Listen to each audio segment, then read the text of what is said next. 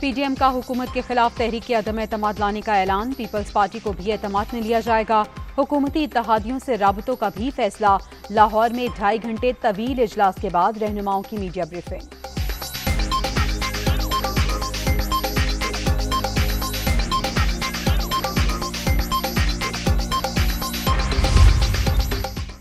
PDM कल ही अदम एतमाद लेकर आ जाए, फवाद चौधरी का चैलेंज। पीटीआई और अपोजिशन के अरकान आपको सरप्राइज देंगे, वफाकी वजीर इत्तला।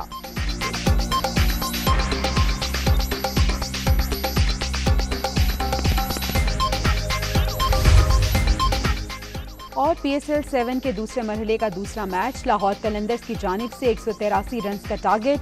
मुल्तान सुल्तान की बैटिंग जारी।